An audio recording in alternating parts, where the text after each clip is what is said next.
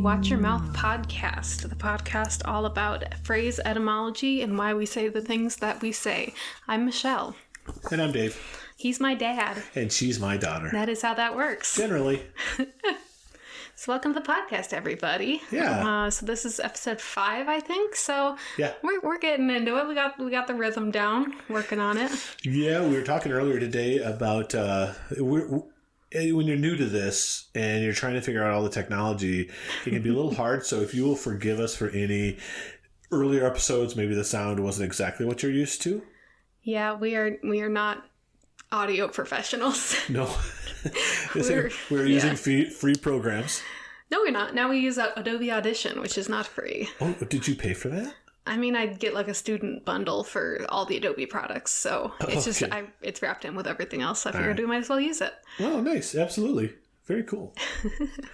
Well, today we have an episode that I'm going to run, and if you've been listening to this podcast now, and we're 5 episodes in, we kind of alternate. Usually, Michelle will run and do the research on a topic, and then I will. So we are now with one that I'm doing. Woohoo! Are we gonna structure these so that they come out like you do one and then I do one? You think we'll do that? Yeah, okay. That's what I'd like to do, just to keep it, bouncing back and forth. Yeah. So there you go, listeners. We're actually doing some real work inside the podcast. Just for you. Just for you. You personally. You know who you are. Yes. We do love that person, don't we? We really do. More than anybody else. Oh, they're the best. Really? Right? Oh, man. I was just thinking about them the other day. Uh-huh. And I just thought, they are so awesome. Right? Yeah. Well, I hope your heart is warmed, person. Yes. So, Michelle. That's me. Our topic that I have researched painstakingly over the last few weeks. Are you ready? I'm ready. Made from scratch. I see. Yeah. Did you make this topic from scratch? I didn't. This topic already existed. Oh. But maybe you could say I did the research from scratch? I guess. It's you might have to give me the more clear definition, because I've never felt exactly clear on what it is necessarily, because I'm a baker, so I bake things from scratch. Yeah. So yeah, but when it comes outside of not baking, then I'm lost. I don't know what's applicable anymore, because I sew too, but I don't know if that's from scratch because I pre-buy the fabric and everything. Do I need a sheep to make a dress from scratch? Thankfully I don't think you need to, but good, because this apartment is too small. This is an interesting phrase, and it's one that when I started thinking about this podcast a couple years ago, actually, this is one of the phrases that initially made me start thinking. Oh, really? Yeah, because this is an OG. Yeah, it's the OG. Mm-hmm. But when I started thinking, I'm like, it's a term we hear all the time, and you hear this term, and you just don't know where it comes from. Mm-hmm. Because everyone uses it. The premise of the show, yeah. Yeah. It's the whole premise of the show is just and this is one of the first phrases that really I started to think, why do we say that? Mm-hmm. Where did it come from? I couldn't tell you. Well, you're going to be able to in just a few short minutes. Please tell me it's chickens. This is just a livestock episode. What? Because chicken scratch? I don't know. That's another phrase. Yeah, it's used for I did not find any chickens in my research. Oh, you're not looking hard enough. The chickens are always there. The chickens are always there. Just remember that, listeners, when you're about to especially when you're about to go to sleep at night, just remember the chickens are always there. Watching. It's kind of like Santa. Yeah. Like a poultry version of Santa. Anyway, we really should get to the point. Okay, yes, go on. Okay. So, the term made from scratch, you're right. It applies mainly to cooking. Okay. But I really found this to be a little bit of an interesting journey as to how this phrase and how this kind of evolved over the years. And part of the reason why we do this podcast is I'm very interested in how language evolves, and just the slow, gradual, how it takes on different meanings and kind of why. Yeah, absolutely. It's fascinating. And I think this is this is a pretty good example. You're talking about something made from scratch. You're talking about using, you're making something that you didn't the ingredients weren't prepackaged. Like, you buy a cake mix from Betty Crocker. If you made a cake or muffins or something like that from a mix, like, you did not make it from scratch. Mm-hmm. It means that you bought the ingredients and you mixed them together. So for those of you who are a little bit unfamiliar with the term, that's almost always what that phrase means now is it applies to baking. And that's what it's evolved to now. But that's not always what it meant. And that's what we're going to dive into. Excellent. So as you mentioned, I knew this about you because I had a couple of lemon poppy seed muffins. We have a little bit of a kind of a thing that we do. I show up generally on a weekend, about every other week. We record a couple episodes, and now Michelle always has some type of baked good for me. I bake a lot. It's cookies, it's muffins. Those have been the things so far. Yeah, I mostly make cookies, but today was a muffin day. What made it a muffin day? Anything specific? Or I woke up and said, "Damn, I really want a muffin." Do you know the Muffin Man? Intimately. More information than I wanted or needed. All right. So you like to bake. I do. And one of the things I wanted to just start the episode with, for my sake and the sake of the listeners, is now there's a distinction between baking and cooking, correct? Yes, though those lines can get fuzzy. So can you help me? I mean, this is not one of those things it's in the script and we've talked about this. I genuinely want to know, and I genuinely do not know, how would you define the difference between baking and cooking? I'm sure there is like a clear-cut, like actual definition that separates these. I can't say that I know it specifically off the top of my head. I do know that baking... So from my perspective, baking is things where it's like, it's probably going to take a while. It's going to be in the oven, probably. No, I think definitely it has to be in the oven. Okay. And it's usually sweet things or breads. Those are the only thing that I think of baking would be like, your cookies, your muffins, and then different types of bread. Whereas cooking, I think more often is like you're making a meal. Okay. And you might be using the stovetop, you might be using the oven, but more likely stovetop, microwave, chopping board. That's like cooking stuff. I see. So I hope that's even slightly right. Well, here's the great thing. We did not research this. I'm just asking your opinion. Mm-hmm. But if you have feedback on this is a great thing to email us about. We would love, give us more definition. Or we can just watch the Great British Baking Show and watch what they make on there. We could do that, but I'm probably not going to. But sometimes they make like pudding, and I don't know if that's baking per se. I hear pudding and I want to do it in an English accent. Oh, well, see, they do also make pudding, but I think pudding is, in British words, means like just dessert. Oh. But here, it means like... pudding. It means pudding. It just means like a... Probably not helpful. Mushy dessert thing. This is one of those phrases where you hear it, again, we've all heard it, but you say, made from scratch. What in the world does that have to do with cooking? Because scratch and cooking doesn't really seem to go together.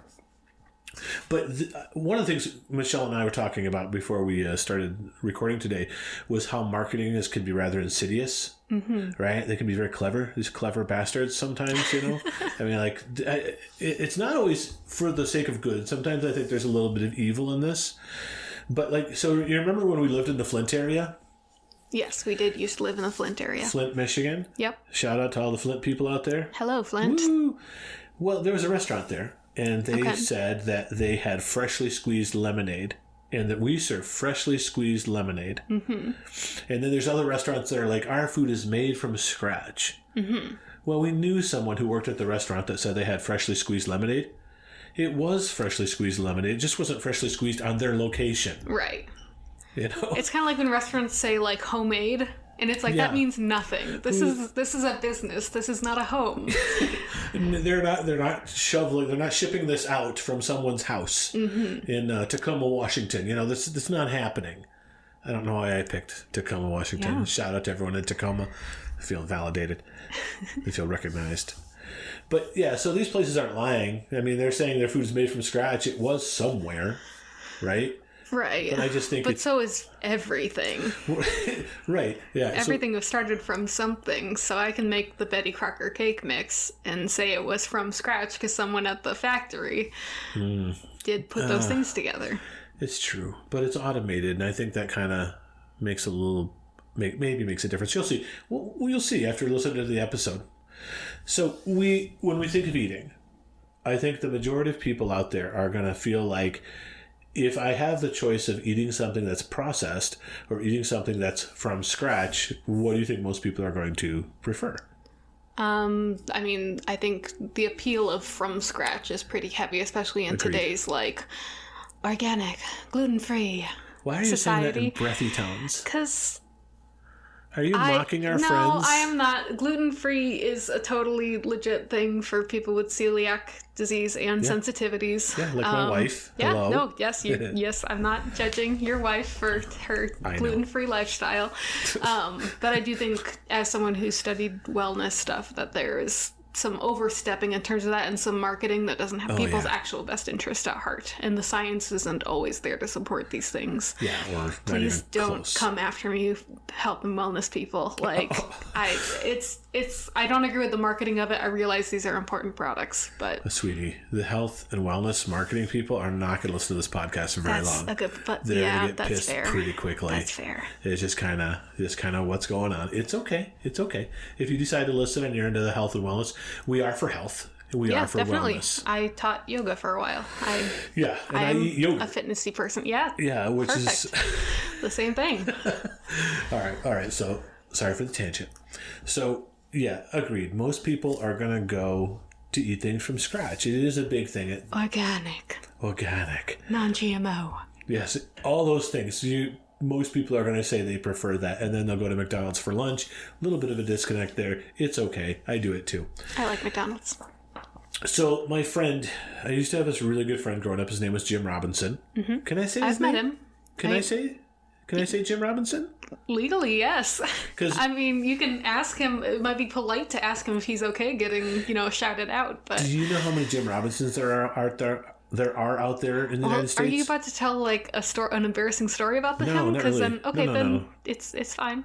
Yeah, I just figured there's lots of Jim Robinsons, so I don't, they don't know. People listening might know a Jim Robinson. It's probably not that person, so it's okay.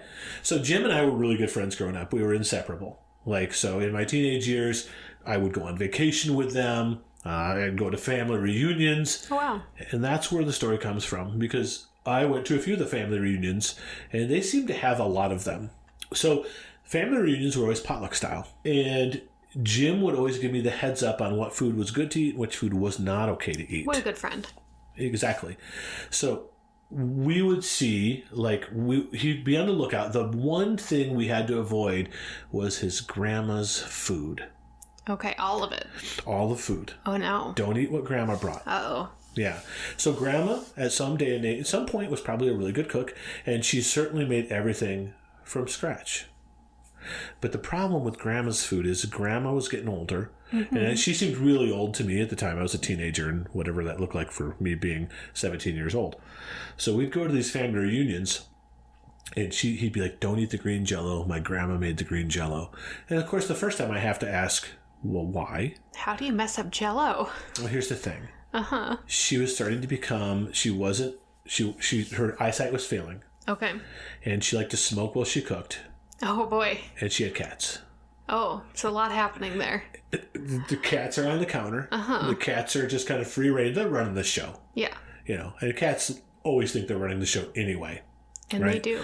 So there could be cat hair in the Jell-O. There could be cigarette ashes in the Jell-O. So we just knew to avoid grandma's Jell-O. Right? So it might have been made from scratch, but that's one of those instances where being made from scratch, not really a great thing. It isn't up to scratch. There's too much. But the thing is we would watch and watch other people take the green Jell-O, and then we would laugh at them.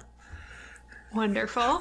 It seems like a very teenage boy thing to do. You think I've changed that much since then? Oh, no. No, not at all. He's exactly the same listener. Well, nothing has changed. I weigh more. And I'm balder. But there are a few things in life that make me really sad. And one of them is to go to a potluck and have one dish that's not been touched. Yeah, that's a bummer. That's so sad. Yeah. You know? The other thing that makes me really sad is like if you get someone a gift and they open it and they clearly don't want it. Yes. Or like a restaurant that closes within a year of them opening because it's like someone's dream is crushed. Mm-hmm. But even though there is the leper dish, you know, because it's got like leprosy and it's shouting unclean to us because we know the story, somebody has to be the martyr and eat the leper dish. Don't you think so? This metaphor took a turn. Yeah. See, I think potlucks are like the Russian roulette of food. Oh, that's very true. Yeah, because you have no idea what you're getting. You're spinning that chamber. Mm-hmm. You're pulling it. I might be leaning into this metaphor a little too much. All right, I'm so sorry. We'll get back to it. So this phrase, made from scratch, when you think about it, again, there's a big disconnect there. It doesn't sound very appetizing. When you think of scratching, what do you think of? Dead skin cells flying around. Or I was going for itching, but sure, you can go for dead skin cells flying around. That works too. And of course, being itchy isn't something anyone likes. Do you like to be itchy? No. And being itchy doesn't make anyone feel hungry, does it? I bet. I mean, what? Probably not. No, probably not.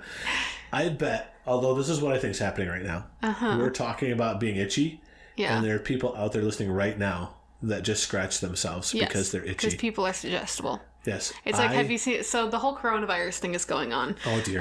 Here we go. And there's a video of some, higher up in the health education field. Sure, like the CDC Yeah, giving a press release about it. Yeah. And talking about not touching your face. And all the row of people behind her are all going like this. And then she goes to turn the page and licks her finger. And it's great. I like that a lot. Yeah, people are suggestible. You mention a thing and then, it happens. I feel like I inceptioned them to be itchy. I feel like I planted that idea in their head. Does that make you feel powerful? I do. I definitely feel very, very powerful. And we have to remember that podcasting is a very powerful format. Oh, I wasn't aware. Yeah, Good to know. It's true. It's sweeping America, sweeping the world. The word scratch, you can actually trace back. They've traced, I don't know who they are, but someone did it. Mm-hmm. You could trace it back to around 1425 to 1475. And there was a Middle English term, and it's spelled S-C-R-A-C-C-H-E. It's a verb. It's probably pronounced like scratch. Scratch. Say that again. We had the same instinct. I think we both said the same. Scratch. Yeah, it's very good. I like it. There was another... Good band name. You think so? No. There's another term, another Middle English term, was scrat. S-C-R-A-T-T-E. Okay. And then there is a word I don't understand because I looked this up on the internet. It says, late Middle English scratch, blend of Middle English scrat to scratch, and crotch with a cognate with Middle Dutch kratzen. Oh. What's a cognate? Cognate is a word that sounds the same across different languages. So a lot of Latin-based languages have words that sound similar to each other. Cat in English, cat. And then in French, cat is spelled C-H-A-T, and it's pronounced chat. Oh, yeah. But they're very, very similar. So those are considered cognates because they're kind of like... Okay. You can tell where they're related. Yeah, so you've got scratch, you've got scrat, and you've got crotch. With the Middle Dutch kratzen. So somehow over the years, and this is what I find interesting, those words all combine to make the word scratch. Mm-hmm. And you can hear the elements of the word scratch in each one of those things. Now, we don't know why, and we don't know who started to blend these together. Mm-hmm. But in language, of course, we talk quickly because we've got to get our point across. Right. Words start getting blurred. Like, I want to go to the store. It's I want to go to the store. And I think that, in another 100 years, maybe wanna, but that's how scratch came about. Yeah, absolutely. That's really cool. The original definition of this word was a slight injury. Okay, yeah. I We got a still use it scratch. for that. 'Tis but a scratch. Yes. I can keep fighting. It's just a scratch. Great movie. Yeah, it is. So you can see that. You can see how I think I can see that from, okay, I have this injury, something rubbed against my skin, caused a slight abrasion, it scratched my skin, and then you can see the evolution of I start to scratch my fingernails on my skin. Yeah. And you can see where that starts to pick up and the language starts to, that meaning now fits, and you can now use that word. I have an itch and now I'm going to scratch it, right? So we get that. Right. Okay. Right. All right. So now here's where I think it starts to get more interesting. The word scratch starts to be used in sporting events. Okay? Oh, And yeah. Oh, because that's... Hold on. Hold I on. think I can guess. Don't Okay. It's a connect cricket thing, right? Don't connect the dots before I Okay, get sorry. there. Go on. Yes, cricket is one of the things. That's Hey! exactly right. Look That's at me right. knowing sports. Yeah, for sure. But that's not the first sport that we have record of using the word scratch. Do you know? You probably can't guess because I would have never guessed it. Can you guess what sport they originally used scratch in? That Mayan basketball game. What? So actually the sport, and I'm using air quotes, the sport that originally, that in my research showed that they used the word scratch was boxing. Oh, okay. Okay, and here's why. All right. Well, so people have been really interested in boxing for a long time. I don't know how you can call it a sport. Because if it is a sport, then there were some really good athletes in junior high where I went to school that were very good at beating people up. And it didn't seem like a sport to me. It seemed more like survival. But people have been enjoying boxing for a long time. Yeah. It looks people like watching people punch other people. It's real weird. I don't get it. Yeah. There's even back into ancient Egypt, they know that people would fight and people would watch two people fighting, which I think is kind of crazy. So cheap entertainment. What's that? Cheap entertainment.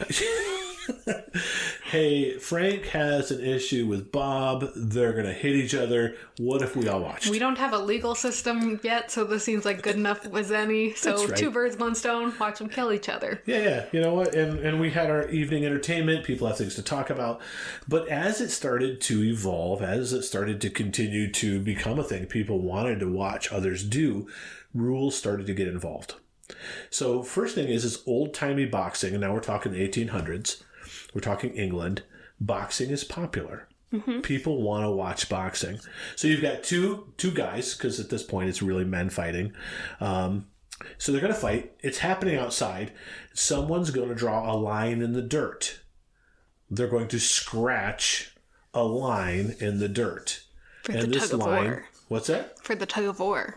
No, they're boxing. Yeah, I know. Yeah. So this is where the fight is going to start. The line was drawn in the middle of the ring, and both boxers had to step up to the line scratched in the dirt. And so this is how it's going to start. And then they have to go face to toe to toe, right? And then they have to start hitting.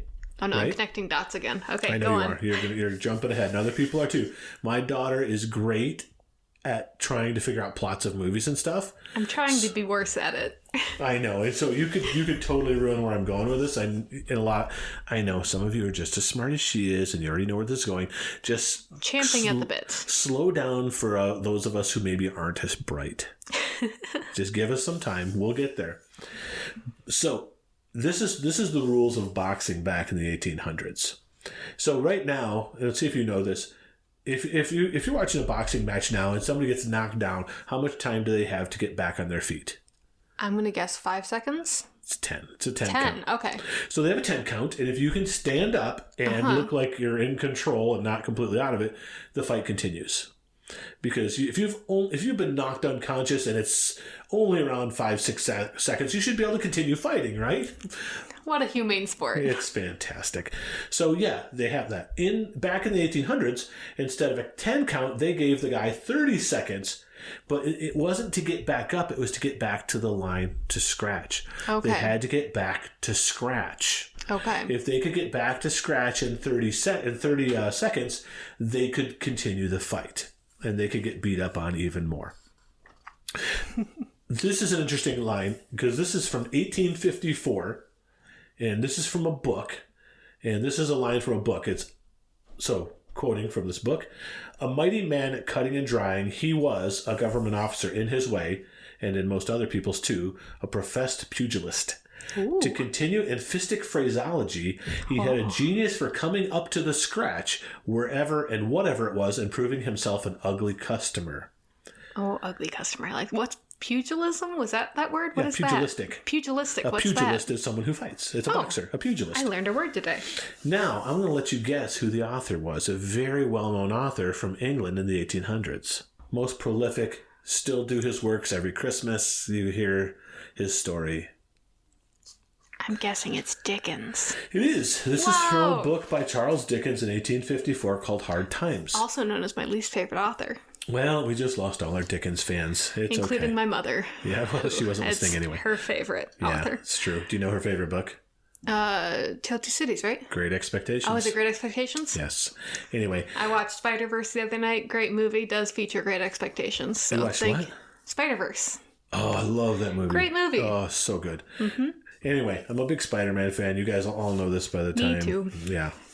So Dickens is using this phrase back in 1854, so boxing is a big thing.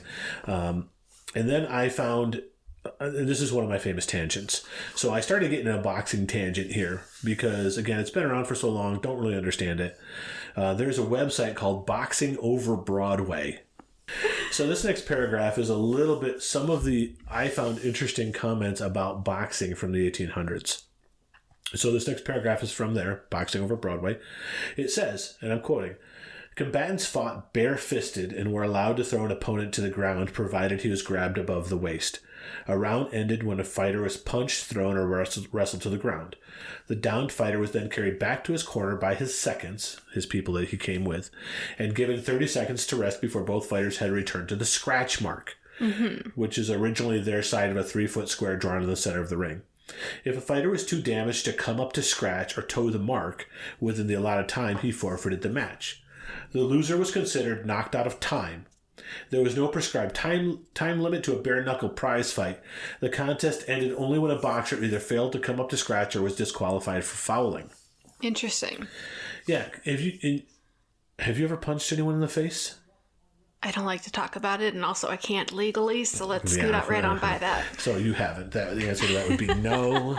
She's trying to up her street cred. You're ruining my cred, yeah. Yeah. So I have only done it once or twice, and it hurts. You did it? Wait, what? Who did you punch? Aunt Suzanne. You did not punch your younger sister.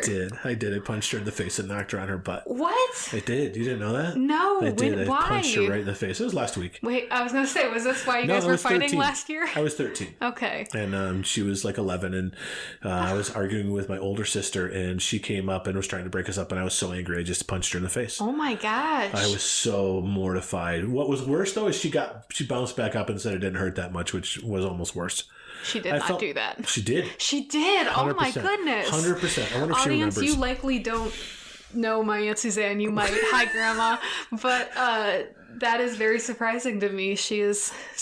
She cried, but then she kind of bounced right back up and Good for her. I felt terrible. I did it, but then I felt terrible. It didn't hurt worse. I'm like, I couldn't throw up that good of a punch. Ah, the fragile male ego. Oh, so fragile. Uh-huh. It's very fragile.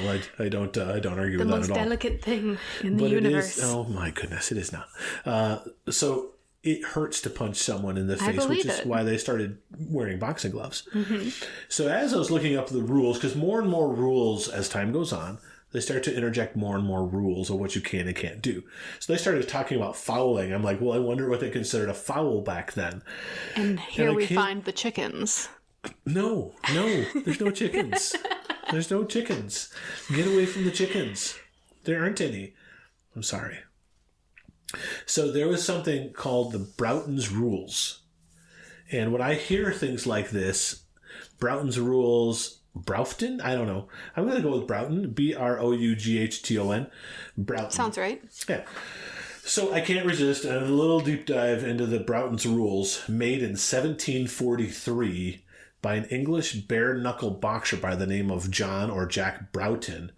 and he started staging fights. He started staging fights and charging a fee. He would charge $1 to see people beat each other up. And so classy man. He was so classy. They had a picture of him. You can look up his picture on the interwebs. Oh, cool. It's fantastic. We'll post that on the Facebook group. I mean, it wasn't, it's not clearly they weren't pictures then, but there's like a painting of him or something. So, yeah. So he comes up with 7 basic rules that are now going to kind of protect people, because he's like running a thing, and it's probably better if the people fighting don't die. So he's going to come up with some rules of different things that you can and can't do. Watering down these sports would happen to real masculinity. Well, it's fragile, so it went away. These rules lasted about 100 years. This guy comes up with these 7 rules. They last for about 100 years. And then in 1838, they are amended by what's known as the London Prize Ring Rules. I thought this was kind of fun. Here are some pretty solid changes that they made. And this is what they outlawed. Okay, so wait, is this what Broughton outlawed, or is this the London Ring? Broughton had some of the rules were impacted. His were really generic type stuff. You can read the 7 rules. They have them. Mm-hmm. And they're real lengthy and they're kind of boring. But anyways, the London Prize Ring Rules amended it. And so between the two, this is what they outlawed. There is no butting, gouging, scratching, kicking, hitting a man while down, holding the ropes, using resin, stones, or hard objects in the hands, and no biting. So they banned all the fun stuff, is what I'm hearing. Only if it's happening to you, it's not that much fun. But these are the things that were going on in boxing matches. That's wild. Before these rules came around. And, like putting a hard object in your hand and then punching somebody, like a rock, they would put rocks in their hands and punch somebody. That's gotta hurt your hand even worse. Oh my gosh. I mean, yeah, I don't know. It's kind of crazy. Anyway, a lot of that, what I just read, was from an article called The Regulation of Boxing from 2009 by Robert Rodriguez. Anyway, so there's your boxing tangent. Excellent. So, making a line in the dirt, scratching a line in the dirt, you can start to see where this is evolving. Yeah, right? I'm also seeing where, because you say like up to scratch is when something's good enough. That's and right. You see that now That's too. That's exactly right. Or toe the mark. Yeah, that too. Didn't even think of that. We're hitting 2, and you get again another freebie here. So then they start using this line in races, in foot races. They would scratch a line in the dirt where your starting point was. Yeah. And then apparently, to make it a little more competitive, let's say someone wasn't as fast, they would give them a head start, and they would have a different line that they would start from. Okay. So the original runner would have to start from scratch. From one of the scratches. There's 2 scratches. Well, there's a basic scratch. There's like the real scratch. So starting from scratch started to become this idea that you were starting without anything, without any help. Okay, You were starting from the bare bones. And then it started to become like there's this whole idea of in sports having a handicap. Mm-hmm. Like a help. They have it in bowling. They have it in golf. In bowling, you're like, if your average is, bowlers are going to know I'm screwing this up because I haven't bowled in a long time. So let's say that they say, hey, average person should have, if they bowled a lot, their average would be 190 per game. Oh, that would be terrible. But if you... That's a bad score. 190... Because, isn't 400 a perfect game 300. or something? 300 is like a good game, I think. So 190 is a real solid score. 300 is a perfect game. I thought 400. Anyway, no, trust me on this. I know 100% for sure. I bowled a ton as a kid. So 300 is a perfect game, 10 strikes. So the bowlers, if they say your average bowler who bowls a lot may have an average of 190, if you bowled right now, you probably wouldn't even get 100. If we went bowling right now, you probably might get 110. Don't test me. Oh, I will. I'll test you. I'm a good bowler. Yeah, sure you are. Okay. So, but let's say you bowl... It's where I take everybody on second dates. That's a great... Bowling is my ideal second date. Yep. I didn't know that. Yeah. Why do you do that? So, my theory is the perfect first date is grabbing a drink, preferably tea or alcohol. Because it's good one-on-one time. You know, Sure. you get time to talk and kind of feel out the other person. Best second date is something where you don't have to look directly at each other, because then you're at the point where you're maybe overthinking things a bit. So the perfect second date is something where it's fun. There's actually an activity that you're doing, but you can still talk in between. So it takes some of the pressure off of just kind of sitting across from someone and feeling awkward, because you've got something to do together and it gives you something to talk about too. How many times have you done this? 3, I think. What did you get? What were your games? What did you score? It has been a while since this has happened, but I think I average like 150. Did you really? I'm a good bowler. Apparently, that's pretty solid. That's real I am a solid. good bowler. Did the people that you were bowling with, do you think they had a good time? Yeah, I think it's worked out well every time. Did you do just one game or 2? It depends.